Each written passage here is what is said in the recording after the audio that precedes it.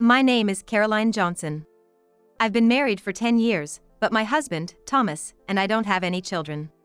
Thomas believes that as long as a couple is happy together, it doesn't matter if they have kids or not. He's the youngest in his family, and his older brother takes care of their parents. I'm an only child. So I needed to take care of my parents eventually. Thomas agreed, and we decided to build a new house for this purpose. But once the house was finished, Thomas said something unbelievable. Now that we've moved in, all that's left is for my parents to join us. I was pleased with how everything was settling in and said so. Just then, the doorbell rang as if someone had been waiting for our move to be complete. When I opened the door, a young woman was standing there. Who might you be? I wondered since we hadn't even introduced ourselves to the neighbors yet. But when Thomas came out from inside, he cheerfully invited her in. What do you think? It's a brand new house. Wow, large windows and a lawn. And a spacious kitchen. What about the bathroom? She walked around as if it were her own house, with Thomas showing her around. Thomas was eagerly showing her around. Who is she? I wondered, but couldn't get a moment to ask my husband, who was completely engrossed in attending to her. Maybe she's a relative? I thought as I prepared tea. Nothing beats a new house. The home gym is amazing. Especially the bathroom, it's so big. I could even watch videos while taking a bath. It's so spacious, 2 people could easily fit in there. Well, yeah, it's quite fancy. What? Fancy? When the 2 of them finally came back to the living room, they snuggled up together on the sofa. But I don't like the color of the bedspread. That's easy, we can just replace it with a new one. What are they talking about? The bed doesn't matter. So, we're good then? Of course. Honey, who's this person? She's my lover. What, a lover? Shocked by his unexpected words, I desperately tried to think that he must mean something other than a lover. But I couldn't think of any other possibility. Wow, the old lady looks surprised. Thomas, didn't you tell her anything? No, I haven't said anything yet. That's not good. You should have told her. Don't worry, I'm gonna tell her now. What is he going to say? Who is this woman claiming to be a lover? You might not have known, but Margaret here is my girlfriend. Now he says she's his girlfriend. My husband, Thomas, is 38, and this woman in front of me is clearly in her late 20s. Yet, he's calling her his lover, then his girlfriend. I can't make sense of what he's saying.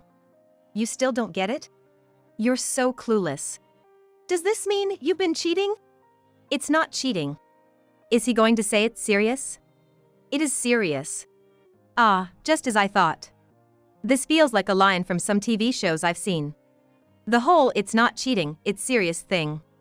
So, this is betrayal, right? Yeah, you could see it that way. But it can't be helped. I love Margaret more than you. Such blatant defiance. So, I'm gonna leave you. A 38-year-old man bringing home such a young woman and suddenly talking about divorce. And this, just after we've built a new house, with a mortgage looming ahead. What about this house? It's brand new, you know? And we've got a mortgage to pay off. You don't need to worry about the mortgage.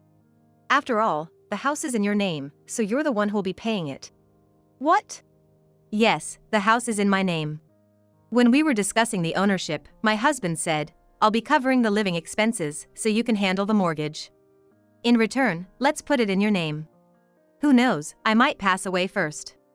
If it's in my name, there'll be all that fuss about inheritance tax, right? That made sense to me, so I agreed to his proposal. So, Margaret and I will live here, right? Right. What do they mean by right? This house was built to live with my parents. I never planned to live with your parents. You were just dreaming that up on your own. How could you? I planned to live here with Maggie from the start. Just as originally intended. How is this originally intended? I wanted to say so much, but my mind went blank and I couldn't think of what to say. Even if I wanted to argue, I couldn't find the words. So, Margaret and I will live here. You should leave. Here, I've prepared the divorce paper. My husband said this mockingly as he handed me the divorce forms. Meanwhile, Margaret was looking at her nails. They were long, neatly manicured. Can he really live with a woman who keeps her nails like that? Hurry up and take it. Once you've taken, pack your stuff and leave.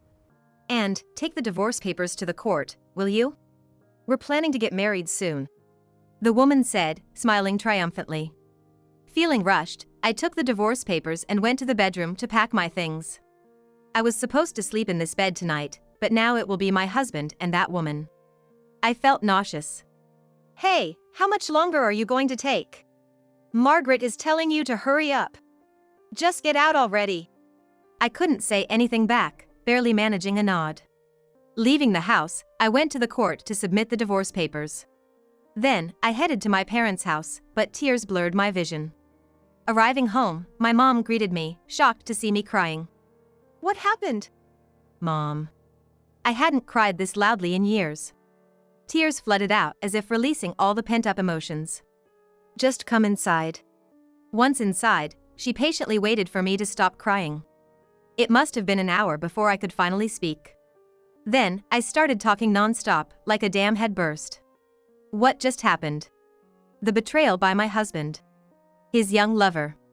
My mother was undoubtedly shocked after hearing it all. When did it start? When? I wonder. Thinking about it, there had been signs that something was off about a year ago. But I had convinced myself that my husband couldn't possibly be cheating.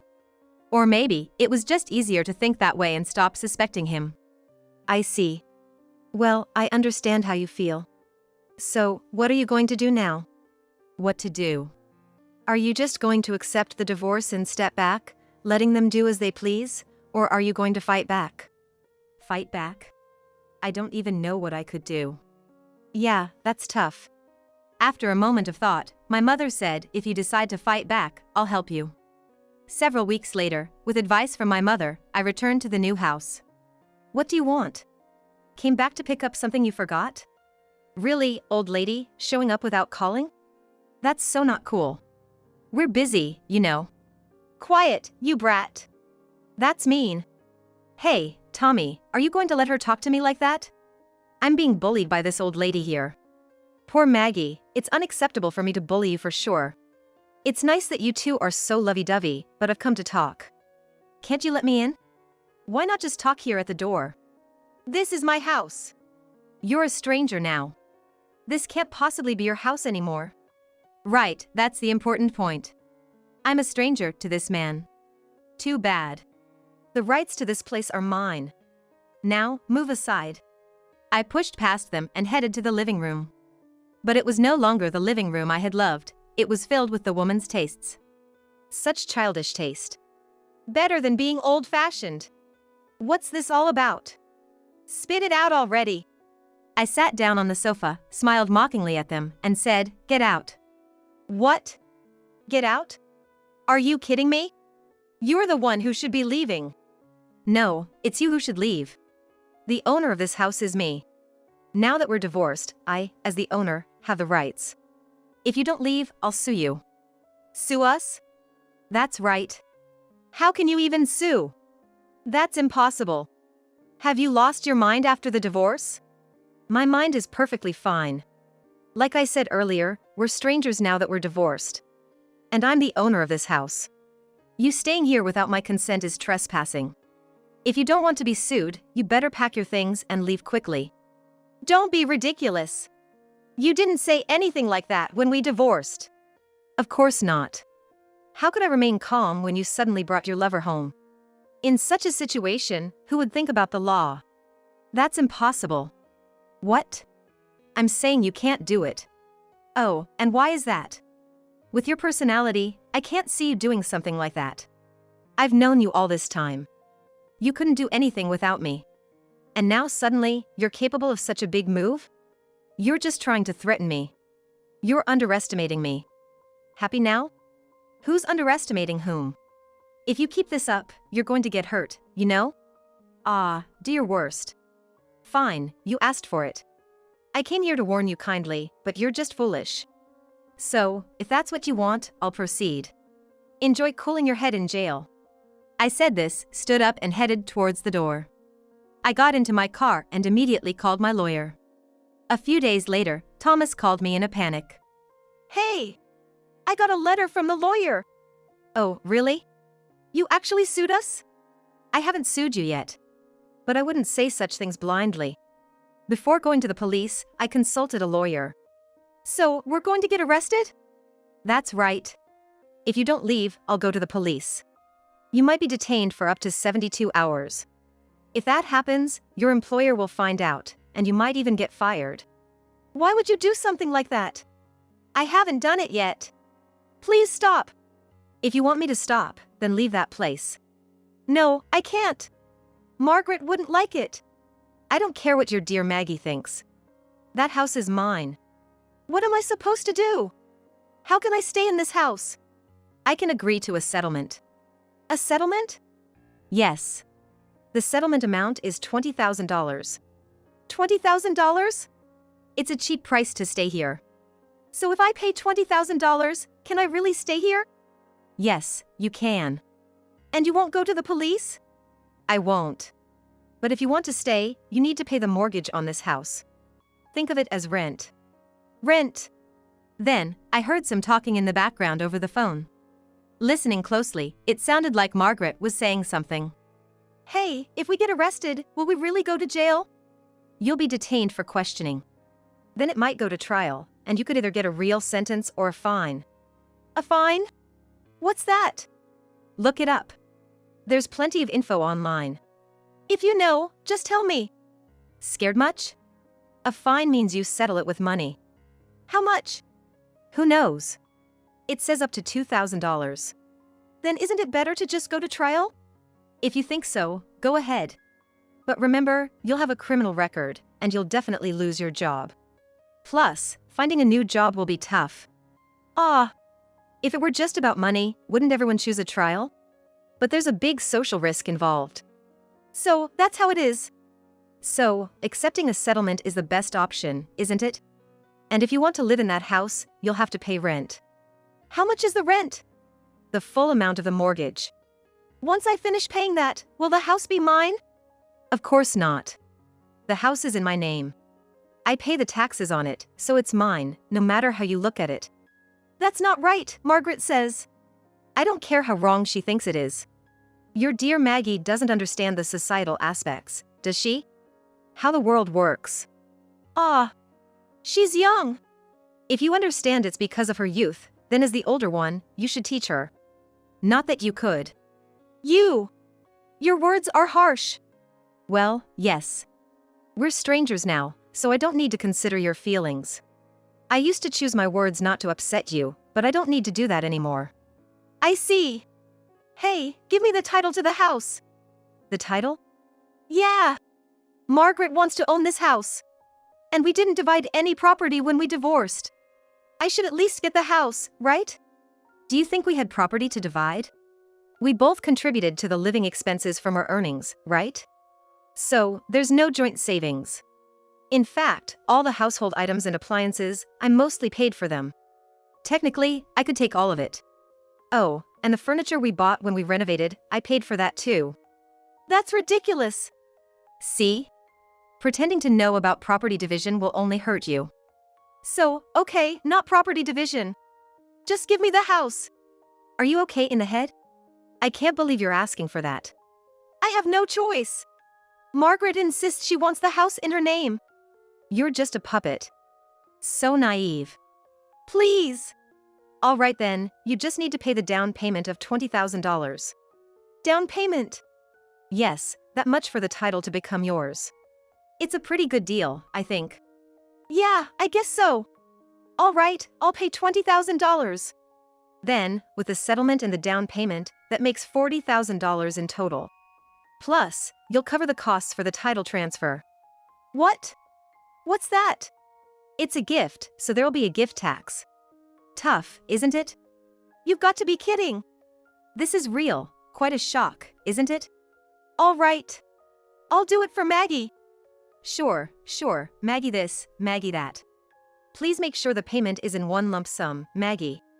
So, I received a total of $40,000 in cash, comprising the settlement of $20,000 and a down payment of another $20,000. But I wasn't planning to let it end there. Considering the humiliation and pain I had endured, I wouldn't be satisfied until he hit rock bottom.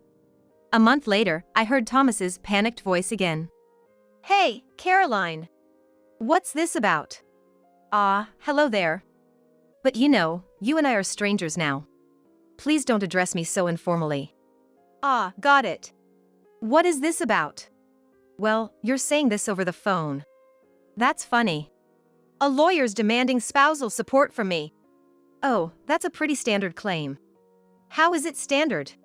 We're already divorced, and the papers have been processed. True. But the cause of the divorce is on you. You brought your lover into our home, and when asked about cheating, you openly admitted it was serious. It's absurd to think you wouldn't be sued and asked for spousal support. But you didn't mention this when we divorced. Well, back then, my mind was blank. I didn't think of it. Now that I'm calm, I see I have quite an advantage. But why now? It's been a month since we divorced. Isn't that something you claim right away? Or discuss it at the time? Listen, there's no period for claiming spousal support. It can be claimed any time unless the divorce judgment changes. Oh, divorce teaches you so much. Hey, I've already paid $40,000 for the settlement and down payment for the house. And now spousal support on top of that. That $20,000 was to keep you and Maggie out of jail. And the other $20,000 was the down payment because you wanted the house, right? Neither of those has no business with it. I know, but this is just impossible. Guess what? I have some exciting news. What? The only good news would be you dropping the spousal support claim. Not happening. But here's a new fact I discovered after we split. Listen up. I'm pregnant with your child. What? No way. True. With all this happening, I felt sick. I thought it was a stomach ulcer or something, so I went to the gastroenterologist. They told me to visit the gynecologist, and guess what? I'm 3 months pregnant. Yay! We couldn't have kids for so long. Maybe feeling safe about not being able to conceive was what did it. Now, of all times. So, expect a claim for child support too. Child support, even though we're divorced? You can take a DNA test if you wish. However, it just adds to the cost. It's obvious you're the dad. Please pay the child support. No way! You're planning to have the baby at your age? Of course. It's my long-awaited child. There's no question of not having it. This is crazy! We were okay with the mortgage because we couldn't have kids. No, you thought it was okay because you planned to make me pay it. Well, maybe I did think that. I'm not saying you have to pay every month. What do you mean? If you paid every month, Maggie wouldn't like it, right? It'd reduce the money for her, even though it's not her child. So, spousal support and child support, I'd prefer it all in one lump sum. You can't be serious. I am. I don't lie like you do. That's impossible. Well then, do you want to pay monthly? I'm sure Maggie would be furious. Can you handle that? No way. Right. So, it's better to pay it all at once. Even if it means getting a loan. You can always make up some story about why you need the loan. You're good at lying. After all, you cheated on me without me knowing. You! So, the spousal support is $60,000, and child support for 20 years at $600 per month comes to $144,000. Oh, the total is $204,000, lucky me. You've got to be kidding! How am I supposed to pay that? If you can't pay, I'll have to ask my lawyer to take legal action. Keep that in mind. I'll have to borrow from a consumer loan service. Why not ask Maggie to work? Having run out of savings, my husband borrowed from a loan service and paid everything in a lump sum. I never thought he'd actually borrow from a consumer loan service, but his going into the negative was lucky for me. The timing of the pregnancy was surprising, but I think the baby was cheering me on. Now, Thomas is struggling with the mortgage payments. He probably thought he could manage with his savings for a while. I can't pay because I have no money doesn't cut it. So, Thomas's solution was to plead, Maggie, I'm sorry. Could you please work? But Margaret was having none of it. What? Are you joking? Why should I work? Tommy, you said I could be a stay-at-home wife when we got married.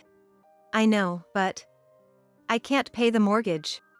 We both have to work now. No way. Why suddenly change? You said we were fine because of your savings. Well, there's a bit of a situation with that. I don't care. I absolutely refuse to work. No matter how much he tried to reason with her, Margaret refused to work, not doing anything around the house or even cooking properly. She spent her days playing games or hanging out with friends. This can't go on. I have no choice but to sell the house. Thomas decided to sell and went to a real estate agency run by my friend. This friend, though mutual, was closer to me. What? It's a new house. Why are you selling it? Well, it's because. After hearing the situation, my friend came to me with the story. Everything was in Thomas's favor, not mentioning anything about his mistress. So, I told my friend everything that happened. So, can you sell the house? It's tough. It's new but considered secondhand now. Plus, he wants to sell it high. And it's far from the station. But I'll give it a try. However, it didn't sell, and the price kept dropping. He complained that it's down a lot, half of what it cost to build it. Really? It dropped that much? Then I'll buy it. The house, new but now secondhand, was going for cheap, but I wanted it even cheaper. Really? Yeah, but I don't want to buy at the current price. If you can drop it by another $100,000, I'll buy it.